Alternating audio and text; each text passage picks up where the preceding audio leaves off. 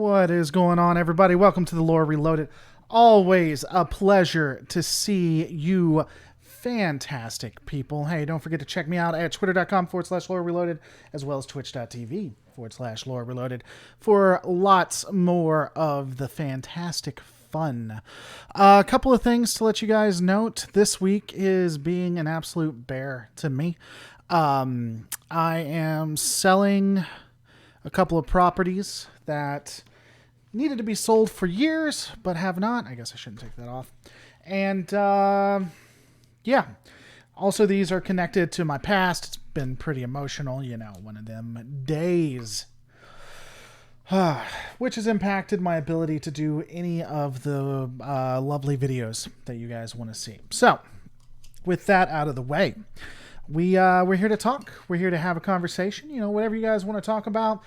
We can also watch some Star Trek fan films. We can go live to StarTrke.com, and I can get mad at some of the writers because that's usually what happens.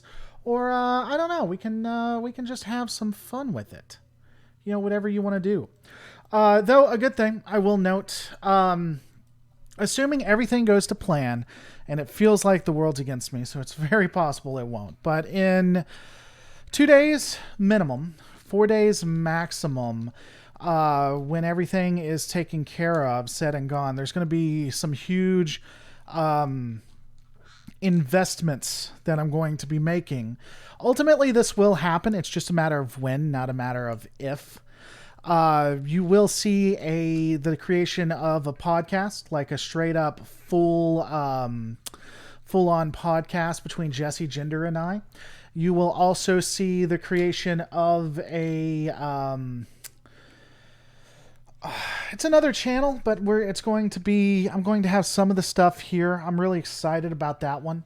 I think that one's going to really take things to the next level. And then I'm going to be putting quite a bit of money into the Lore Reloaded. So you're going to see a lot of things amped up there. So I'm really excited, but it's one of those things where I'm at the very end of it. I can see it in sight. It's going to be so cool if everything goes through. But it's literally 2 days away, and I'm a pessimist at heart. So I'm just waiting for it all to fall through. But I'm really excited. I think you guys will get a lot from it. I really, honest to God, do. So, a couple of things, or not a couple of things, but we can talk about whatever you want to. The Cochrane hate thing, a lot of people think that I hate Cochrane, or they're like, well, you're really stupid. How dare you put down the Cochrane sub-arc B-plot. I can't believe you didn't like it. It really makes it for me. And the interesting thing is, and sometimes I can be... I'm an analyst by nature because of the company I used to work for before I became a stay-at-home dad, and then I started content creation, filmmaker, YouTuber. For years I was trained on how to analyze things, and so I analyze and break things down. And sometimes, because of my analysis, I'm not very clear on how I feel about stuff.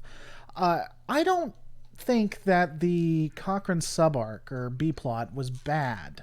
I even go out of my way to say that it was decent. If I was going to do it, I'd do it the way they did it. I even go out of my way to say that. But I just think that the B-plot should have been Borg-focused.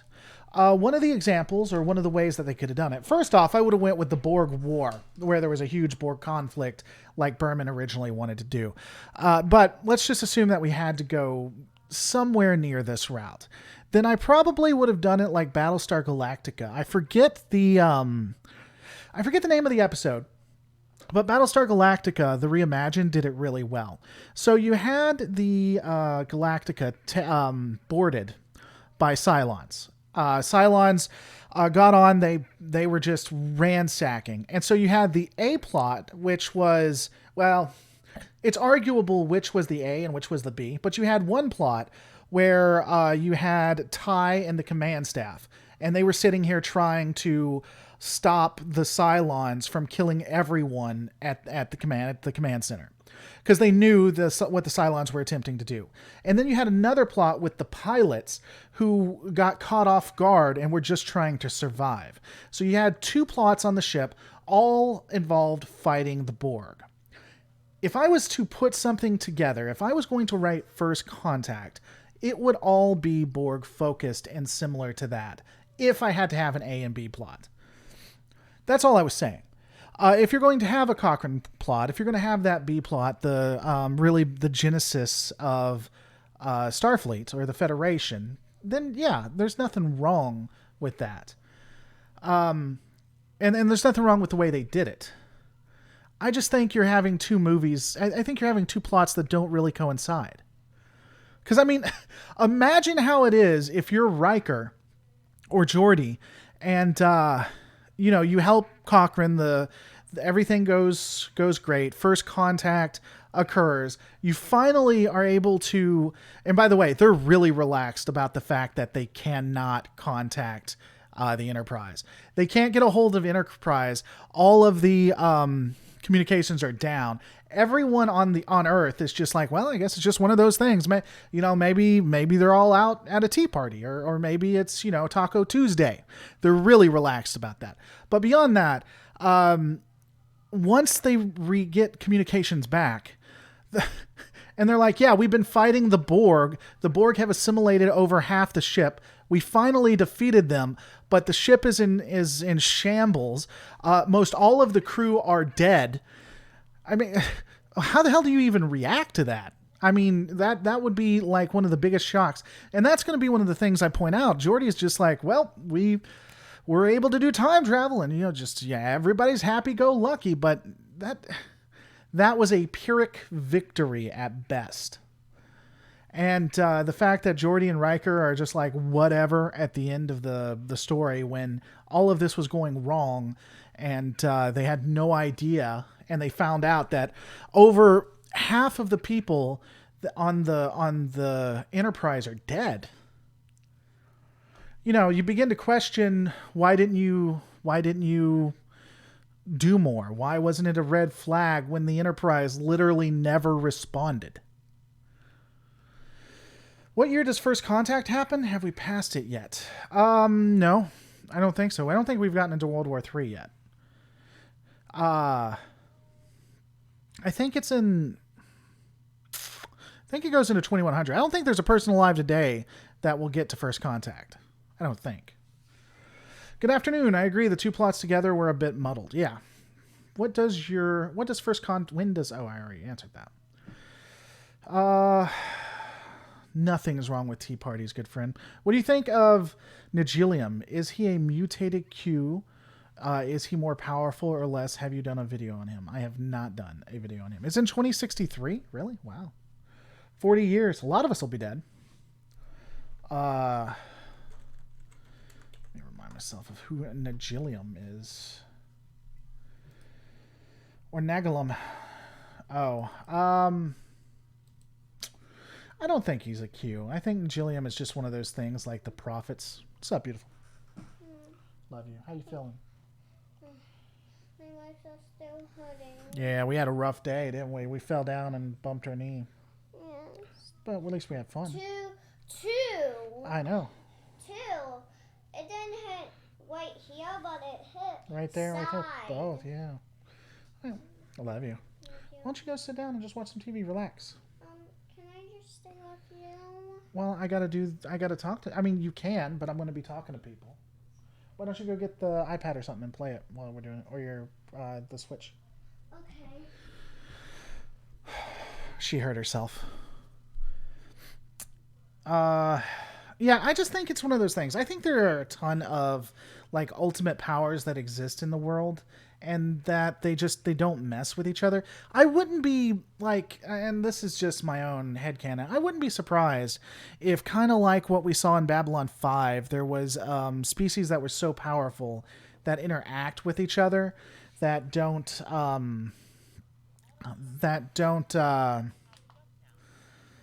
they interact with each other, but they stay out of each other's ways. And any kind of issues they have, they settle in. It's just something that's not seen. It's something in the background, if that makes any sense. I really would not be surprised. And again, you see it in Babylon 5 with the Vorlons and the Angels. I forget who they're called. The Vorlons and whoever else. Like the first species that came. I'm fairly certain that exists. My issue with Cochrane in First Contact was the actor, as fantastic as he is, was chronologically too old for the role. Yeah, I mean, as someone who didn't grow up this... Whoa. Oh, I'm sorry. That's okay. I was looking at this, and I thought you were on the opposite side of me. No. Yes, it's silly, isn't it? Yeah. All right, sit down and you can play, but I got to talk to other people. Is that okay? I turned it down so you can talk. Okay. You can have it a little up so you can hear it, but are you fine if I'm doing this? Yeah. All right, I love you. It's fine. Okay. Just don't make super loud noise. Don't make super loud noises? Okay, because I know you're the one that's in control over all this, so I don't want to get you mad at me, right? Yeah, I don't want to over this Yeah. Yeah, I don't want you to have to punish me or make it so I can't play on any video games or anything. Yeah. Yeah, okay. Glad we had that conversation. High five. You're beautiful. Did you know that? All right. All right, what's going on, Vile Mike? Hope you're doing well. If it had been any other actor, no, I don't mind he was chronologically older. Yeah, again, as someone who didn't grow up with the original series, that's not a huge thing for me. It's kind of like Battlestar Galactica reimagined. I never watched the, Lord Mistress. I never watched the original. So the Battlestar Galactica, the reimagined, was always the one that I really grew up with. So the changes, not grew up, well, yeah. The changes to it never bugged me. So I should stop playing my drums all day. Yes, Victor. Hey, can Victor play his drums? Is that okay? Yeah. Okay, it's okay, Victor. You can play your drums. Actually, it's not okay because it's really loud if something's loud. So it's not okay? No. Okay. And it's also bad to make. So if you do something is really loud, I don't want to kill my drum ears. You don't want to kill your drum ears? Yeah. You don't want to bust your drum ears? Okay. Yeah. Putin in the house. What is going on? Imagine if Lily, after these events at the missile complex in central Montana, was attacked by the Borg, being beamed up by the 24th century individuals in the middle of a battle of Borg infiltration. Imagine that indeed, I suppose. Imagine that indeed. Lily is also an interesting conversation, I think. I don't... Vile Mike, you posted the original series review this morning. Arena? Wait... Is it okay? Can he plug his video on my channel? Is it okay if he tries to get people to leave my channel to go to his? Yeah. Yes, it is? Okay. Just making sure. It's okay, but I'm totally fine with it. You're totally fine with it. Okay, Yeah, good. I'm fine with it. Well, I'm glad. I'm glad you're okay with it. Except for if other people come in, hundreds of me, if any people want to subscribe to your channel, I will be happy with that. So If people subscribe to my channel, you'll be happy with that? Well, that makes two of us. I'd be happy with that too. Because people wanted to get stuff for their children and who want heal their children like that. Shouldn't have hurt them. Yep. To you, which is better, the Cylons or the Borg? I think they're both good in their own ways, to be honest with you. The Cylons are more human. Human. Okay, more human. They're able to interact. They're more, I guess, conniving. Whereas the Borg are more like zombies. Honestly, the Dominion is basically the Borg, but they're willing to play politics and can convince other empires to join them. Literally, they took the Borg. They're like, all right, we want an entity that's like the Borg, but we want them to be able to play the politics game. And I really think that's what they did with the Dominion. So it depends on what you're looking for. I think the Borg are more horrific, generally, than the Cylons, but I think the Cylons are probably a more devastating enemy. It's not. Is it not amazing that the Borg could shoot the settlement and not destroy the Warp 1 ship or kill any of the main characters? Do the weapons not have destructive powers like... Well, I discussed that before, Jackson Kennedy. So there's a couple of things to this. First off, a photon torpedo has the ability to level an entire city. A quantum torpedo starts taking out continents. So you're telling me that Borg weapons aren't as powerful as that. The only way it would make sense is if they were not trying to kill Cochrane and they weren't trying to destroy the ship. They were trying to set it up so that Starfleet would get Borg technology. They'd be able to use it.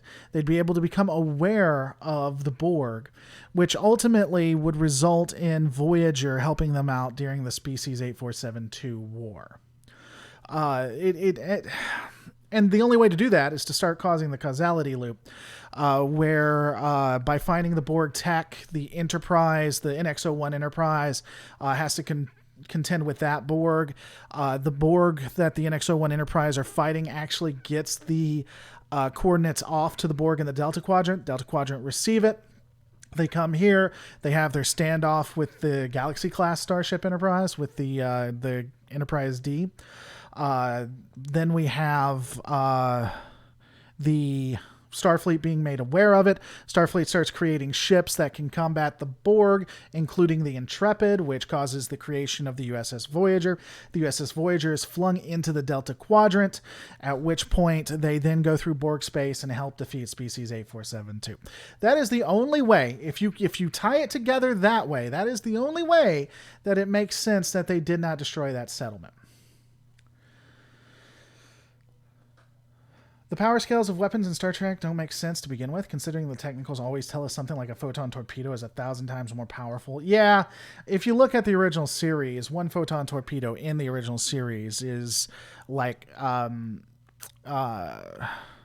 forget what it is. I think you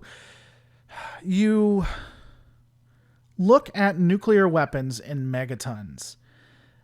Photon torpedoes are kilotons, which are like a million megatons or something stupid. It gets stupid. Now, if you excuse me, I have work to do. Okay. That even alone creates a whole new timeline. Well, here's the thing when it comes to the Star Trek timeline. Here's the thing that you have to accept. If all of the timelines are connected, if the original series leads into the Next Generation, which leads into Deep Space Nine, which leads into Voyager, etc., etc., etc. If you're going to accept those things, the only way to do so is to accept that hypertime exists and it just works. I fully believe there are things like that in real life that exist. We all have access to, near unlimited data, right? Near unlimited knowledge. And yet, our world is some of the most uneducated and misinformed societies that has ever existed. I would consider that a plot hole. If I saw that in a science fiction piece of work, I would instantly be very critical of that. And that's something that's just a real life. We have to accept it. It's a real life thing. Would kilotons be 1,000 tons and megatons be 1,000,000? I don't know. I could have reversed it. I could be wrong on that. But what I'm saying is whichever one is more, kilotons or megatons, that's what photon torpedoes are versus nuclear weapons. I think the fact that we compare how powerful something is versus TNT is also pretty antiquated and pretty interesting. Yeah, it's interesting and cool. It's interesting and cool. The Borg also potentially benefit by waiting for a species to become stagnant before assimilation to maximize the technological growth from the assimilation. Yeah, it's really interesting. It's looking better, babe. it's really interesting that that the Borg farming theory is kind of interesting. There's holes in it, but it's definitely something that I wouldn't mind if they made it canon. There's no evidence that that's actually what happens, uh, especially with some of the plot holes. But it's really interesting. For me, the events in Contact, blah. For me, the events in First Contact grandfathered Paradox the Borg into humans going into space, and I think that was the main goal. Sure. 1 megaton is 1,000 kilotons, and 1 kiloton is 1 ton, is 1,000 tons. Thanks, Break the Game. Thanks. Yeah, you're not wrong. I'm not. It's reversed on that. Dad, Yeah, what's up? why did you take the Band-Aid off here? I didn't take the Band-Aid off. Did it fall off? I picked it up, then I gave it to you. Oh, so you well, no. If it fell on the ground, we're not going to put it back on. I'll get another one after this, okay? It's fine, sweetie. It needs to heal on its own. I know. You're not acting like you know, though. If you want me to put another Band-Aid. I know. I just know because if I get scared, I know I can heal myself. If you get scared, you know you can heal yourself? No, I meant when I get scared, I tell it in immediately. That's what I mean. Okay. So you want me to put a Band-Aid on there, even though it's not going to help at all? Just makes you feel better? Yes. Okay. Well, that's what we'll do. After this, I'll put a Band-Aid on it, okay? I just found a key. Well, I'm glad you found a key. I was really worried about that. Now I picked up the key. Well, good. I picked up a golden key. What are your thoughts on the Borg Queen? Is the one in the First Contact the same as the one in the Voyager Season 7 finale? I think the Queen does change over time. I'm not a huge fan of the Queen. I think she breaks the Borg. I think it is an absolutely horrific addition. I really hate that I don't think they really needed to add her to Voyager. They could have had her destroyed and kept her destroyed. Oh, you need help? I need a microphone. Okay, one second, okay? I'm not a huge fan of the evolution of the Borg. The reason why they had the Queen, of course, is due to the executives, but again, I am not like a massive fan. All right, what do you want to say?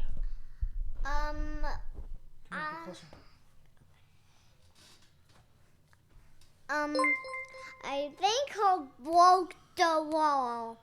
We think it because her broke the wall we didn't need.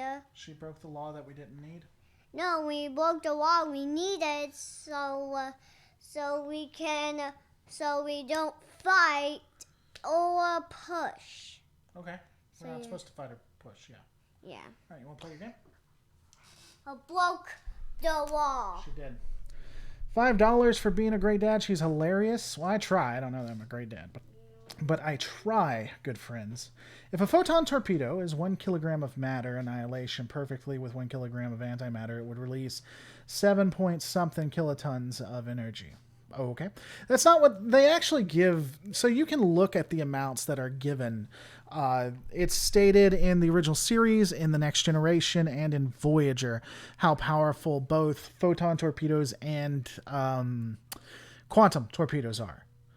But I honestly, it's just one of those things you just can't. Voyager removed all the mystery and horror of being Borg by getting to know them too well. Not only did Voyager remove all of the mystery from the Borg, which does take away. Anytime you bring an enemy that's interesting, the more you use that enemy, the less interesting they are. But it became a villain of the week. They definitively became this it was just one of those things where they would show up and then shake their fist at the very end, you know? It was very unfortunate, to say the least. After Taco Tuesday, I can unleash a fine... What is wrong with you? Maybe it was after Data got inside the Borg head for a better way of saying it, the Borg needed to move the command and control away from the collective. It's possible, but there's no evidence of that. In fact, she was on the Borg cube. It's actually stated in the movie that she was on the Borg cube that was at best of both worlds.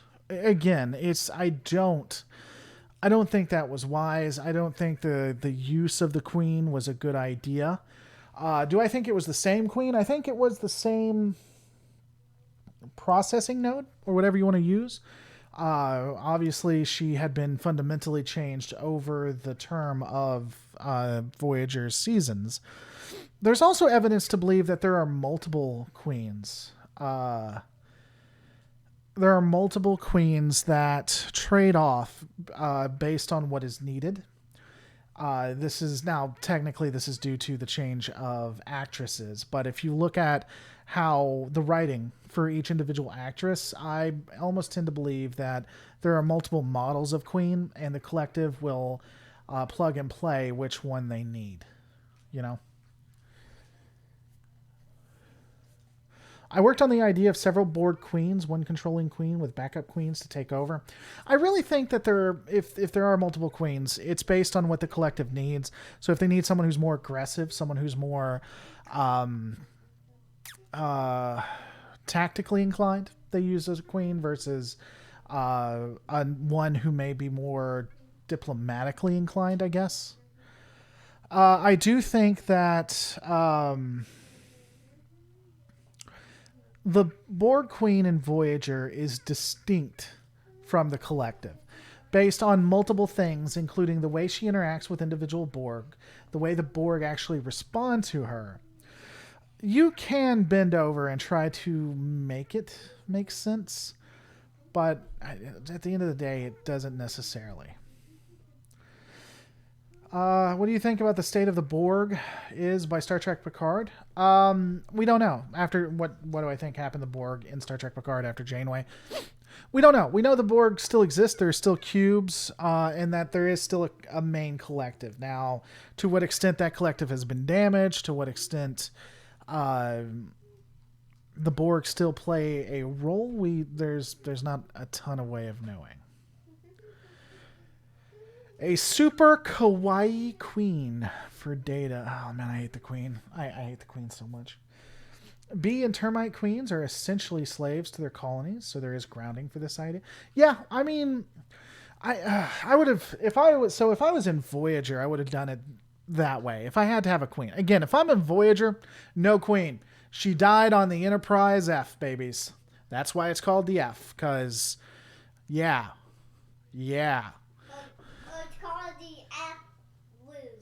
The F what? Loser? You don't call people losers. That's bad. If you tickle my belly, it tickles. Well, that's what tickling your belly means. So, yeah. So I would not have had the queen. But if I was going to do the queen, I would do it with a kind of like a termite or B mentality, where the queen was a processing node and really the collective more controlled her than she controlled them. That's not how they did it, but that's how I would have did it. I have a theory, but it doesn't fit into canon. After the first humans were assimilated, it created a virus or other independent mind. So that's something that I've talked about, Vladimir. I actually have a couple of videos on it. It's possible. It's a little bit of a stretch.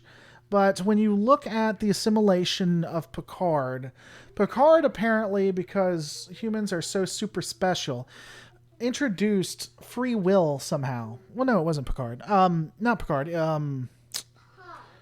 No, what's his name? Hold on. Hugh. When Hugh was reintroduced into the collective, he apparently somehow, even though it doesn't make any sense, introduced individuality back into the Borg. And then they just freaked out and the Borg cube destroyed itself.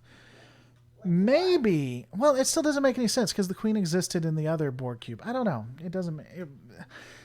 Yeah, in theory, maybe they created the Queen to have that, to stop that from ever occurring again. But if they did that, they would have had to retroactively or like program Picard's mind to make him believe the Queen always existed. Another theory that I think was really intriguing, that I like, but there is no evidence, is that they assimilated a group of a planet. The planet had an idea of how to defeat the Borg. It basically was like a virus, and it backfired. That the civilization was still assimilated, but they began having queens based on that civilization. What happened to Lore, Data's brother? They never bring it up. I assume that he was still disassembled. Which, by the way, if you assume that robots and androids are sentient, that is horrific. Especially not only to do it to but to Lore, but to do it to B4, which, by the way, that's clever naming right there. B4, a B and a 4, and so when you say it, it's like the word before, and that was the android that came before Data, so it was B4 Data. Do you get it? Yeah. Do you get it? It's so clever, isn't it? Yeah, it's so clever. And it's a good word. It's a good word? Yeah. What's going on, Locutus? What's up? What's up, Locutus? How you doing? Some words are bad. Some words are bad, and you get in trouble if you say them. And curse. Yeah, don't curse. All right, guys. 84 people watching, only 35 likes. Don't be scared. Hit that like button. Don't be scared of it. Thinking Rick and Morty here. Rick and Morty, you say. How would you keep track of yourself if so many different timelines exist? I wouldn't keep track of myself, like, in the slightest.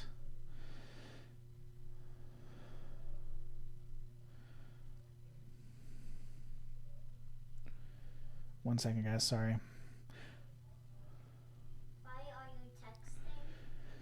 I am texting because that thing I was talking about, don't give too much information, okay? You know how we're selling that thing? Don't say what it is. They're selling that thing in a couple days? Don't say it. But you know how we're selling that thing? Yeah, I'm getting a call. And I need to make sure everything's all right. And everything's fine. I think the Borg removed the individuality from a person when they assimilate them, but when an old drone, he was reintroduced. Yeah, so we discussed that. It is possible that they don't have as many checks and balances, and so when a Borg is reintroduced, they don't run through the complete destruction of individuality.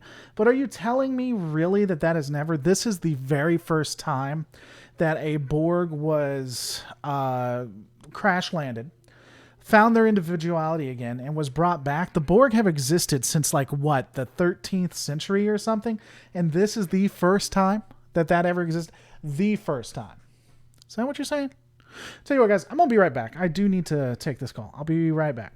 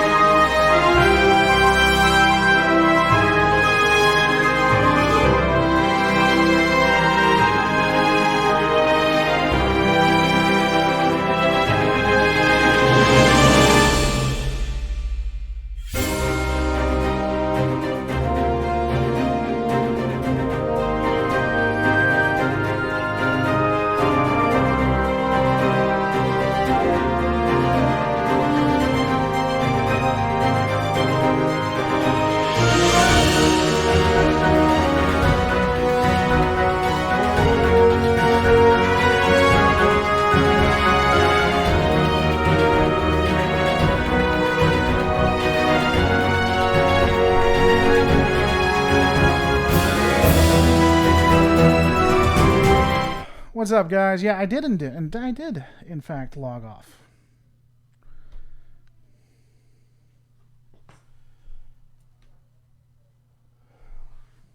So I'm back. Actually, I guess we're just going to end it there for today, or for right now. I'll probably give a call back. As I said, stuff just always fucking happens. Season 2 of Picard renamed to Locutus. Yes, that's exactly how it is. Guys, don't forget to rate, comment, and subscribe. I'll see you on the next.